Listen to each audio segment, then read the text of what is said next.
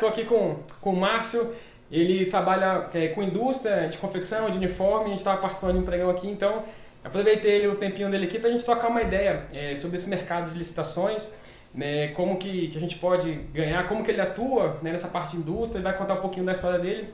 Então, Márcio, antes de mais nada, te agradecer aí a tua disponibilidade. Se você puder contar um pouquinho da tua história, como é que você faz nessa parte de licitações.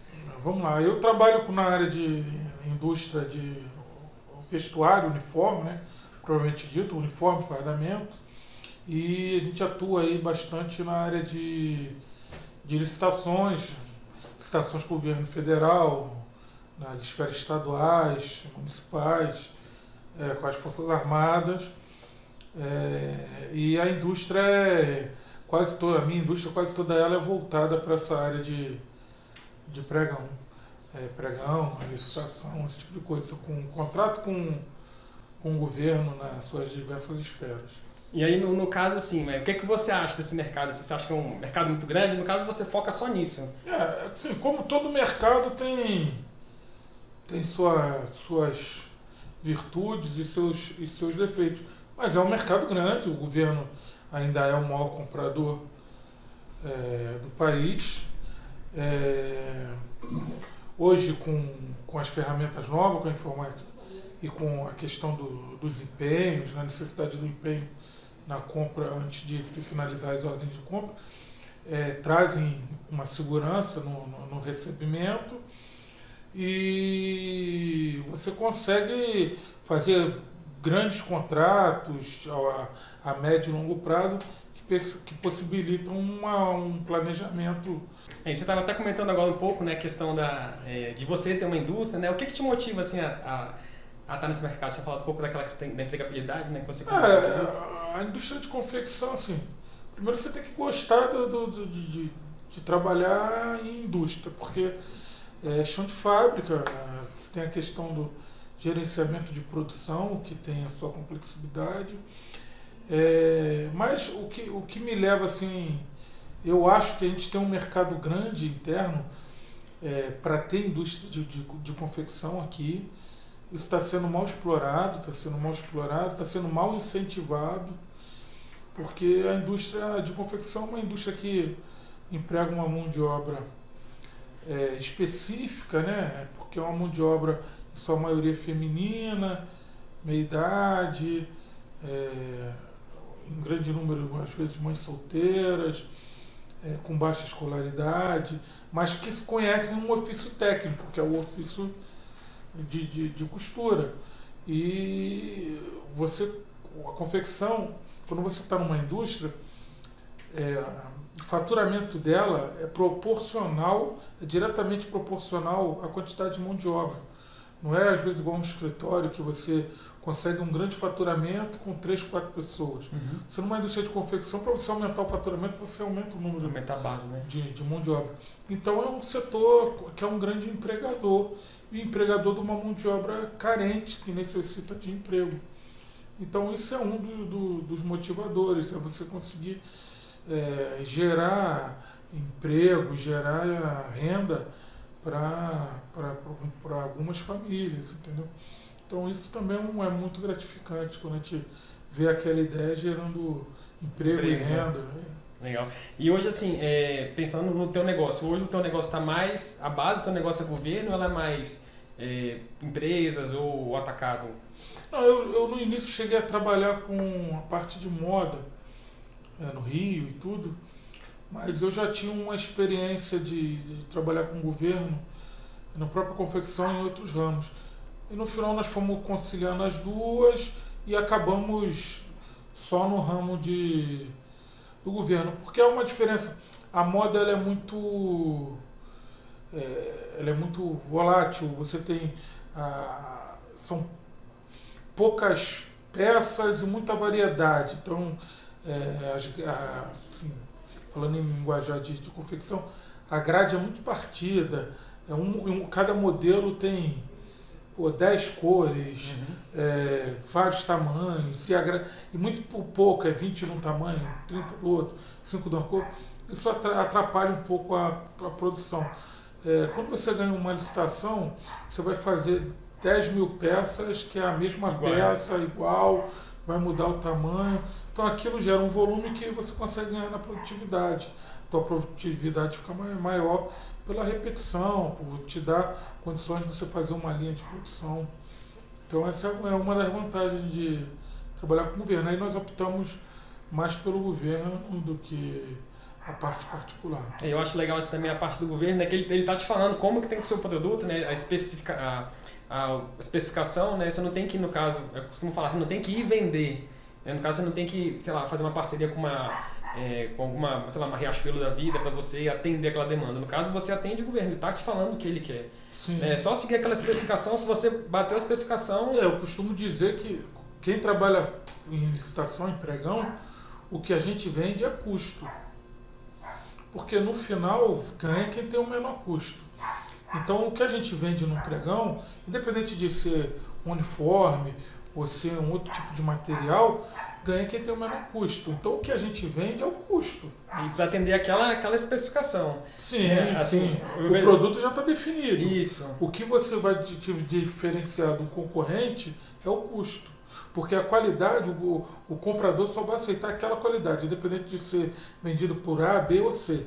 O que vai fazer ser você ou no seu outro é o custo. Porque se ele quer uma coisa com a qualidade X, não adianta você fazer com mais qualidade do que aquilo que não vai ser levado em consideração.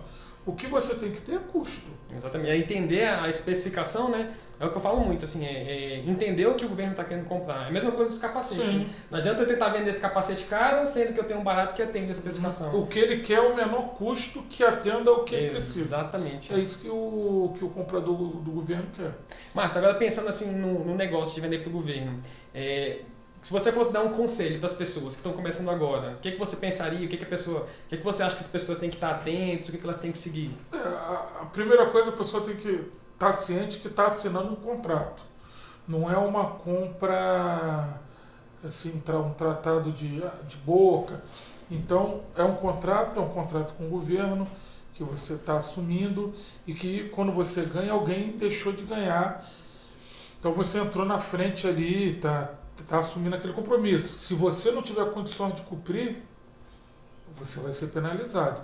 Então a primeira orientação que a gente tem que dar é que as pessoas façam bem a conta antes de assumir o contrato, se tem capacidade de fazer, se o custo está bom, se tem capacidade de entregar, porque se entrar e não tiver condições de fazer, vai ter problema na frente.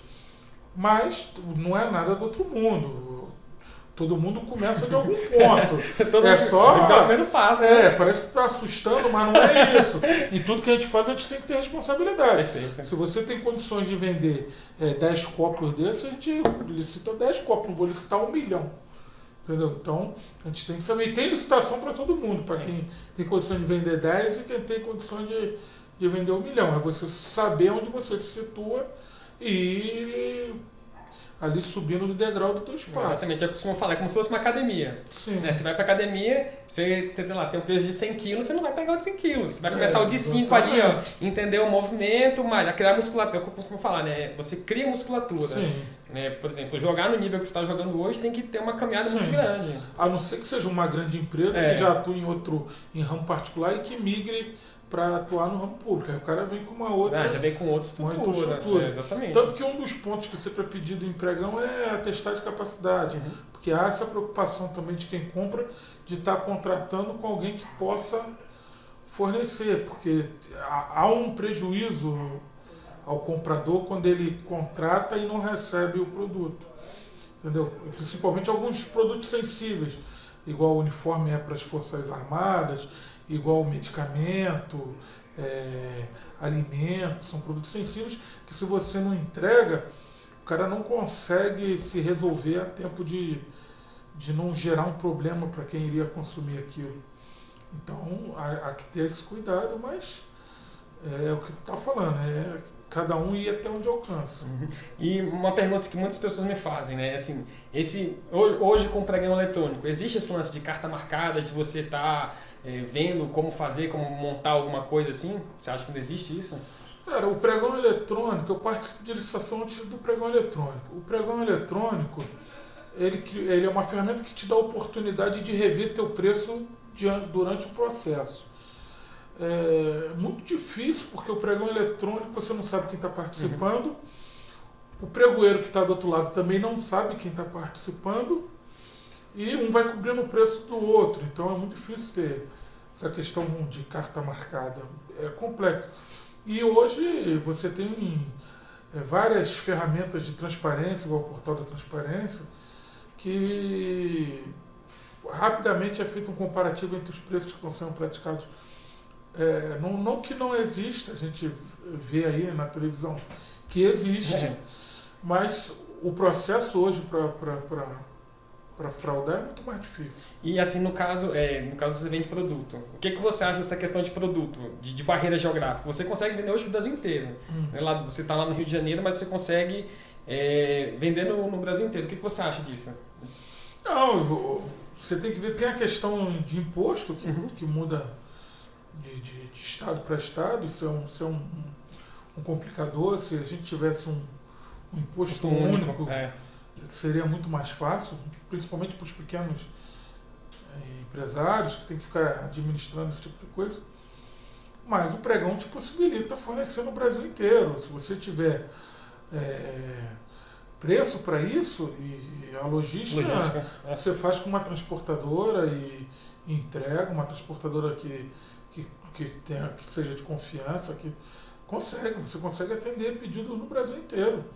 Dependendo do seu ramo, se valer a pena, você consegue entregar. Não há barreira. O pregão eletrônico possibilitou que um cara no Rio Grande do Sul concorra em Manaus.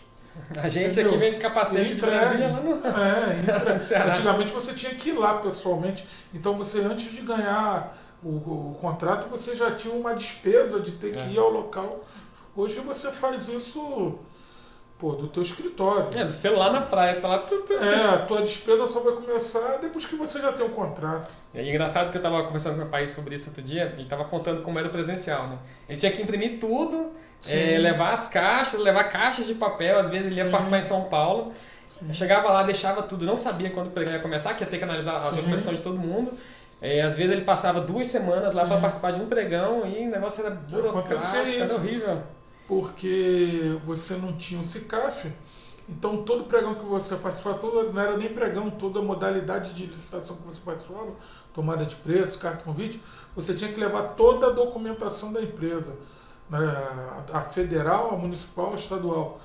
Então você tinha que levar tudo aquilo, ainda tinha que levar a proposta impressa, os atestados de capacidade, e o pregão tinha dia para começar, mas não tinha dia para terminar.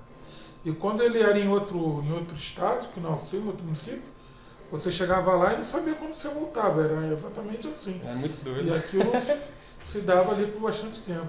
E Marcos, assim, só pra gente terminar, a última pergunta. Se você fosse começar hoje a participar de pregão, qual o caminho que você seguiria? O que você pensaria assim, começando hoje? Como todo negócio, a primeira coisa o cara tem que saber o que ele quer fazer, qual é a aptidão dele. Ele tem que primeiro estudar o negócio que ele quer fazer. O cara não pode pensar que todo negócio é igual negócio de novela, né? O cara abre hoje, amanhã... Vai tá rico? Amanhã já tá rico. Tô vendendo pra caramba. Todo negócio tem os prós e tem os contras. Tem muita gente que vai montar um negócio e só vê os prós. Não olha os contras. Todo negócio tem prós e contras. Tem que analisar os prós e os contras, fazer um plano de negócio, e se a intenção for vender para o governo, fazer uma pesquisa. Hoje todos os pregões do governo são públicos, né? Você consegue acessar eles via internet, fazer uma pesquisa. Ver se aquela tua área que tu está pretendendo atuar, se tem saída, qual é o volume de compra, para ver se vale a pena um investimento, entendeu? E montar teu plano de negócio em cima daquilo. E muito trabalho, né, cara? Trabalho, tem que trabalhar, tentar planejar o máximo possível para diminuir os riscos. Mas o risco e percalço sempre tem no caminho do empresário. Em qualquer negócio, né? Se você for pensar em negócio, assim, não existe negócio que não tenha risco. Não, o que você tem que fazer é minimizar os riscos, às vezes colocar um risco no teu preço e ir trabalhando da melhor maneira possível. possível. Até quanto tu suporta. Exatamente. Assim, o que a gente toma muito cuidado, fala muito com os nossos clientes é isso, né? Nunca dá um passo maior que a perna. Sim. Por exemplo, eu vou ganhar um pregão de 2 milhões de reais. Você tem 2 milhões, você acha que vai conseguir tocar um negócio desse? E o cara se enrola. O grande problema do negócio, assim, o maior problema todo, é quando o cara abre um negócio já com uma grande necessidade de tirar dinheiro do negócio. Entendeu? O cara abre uma empresa e já no outro mês ele precisa do dinheiro porque ele precisa pagar as contas pessoais dele. E uma empresa nova geralmente não tem isso. Então o cara acaba começando a sangrar a empresa antes dela ter condições de pagar ele. Então esse planejamento financeiro pessoal para o cara que vai empreender é importante. Ele tem que saber que ele precisa de algum dinheiro para se manter por um período até a empresa começar a dar resultado. Até a questão assim, né, que é como se fosse uma bola de neve, né? Você ganha, aí você reinveste o que você ganhou. Sim. Aí você vai reinvestindo, Sim. vai chegar num ponto que você vai conseguir tirar um pedaço. Sim. É assim, é o modelo que a gente começou, né? A gente está nessa parte de consultoria hoje, a gente participa dos nossos pregões. E quando a gente começou na consultoria capitalizando, criando um fundo mesmo, para não precisar de banco, não precisar de ninguém. Aí quando a gente se sentiu preparado, beleza, agora é a hora da gente começar. Sim. A gente criou um fundo para dar os primeiros passos. Márcio, é isso, cara. Muito obrigado aí pela sua entrevista. E tamo junto, essa parceria agora estamos começando e vamos detonar.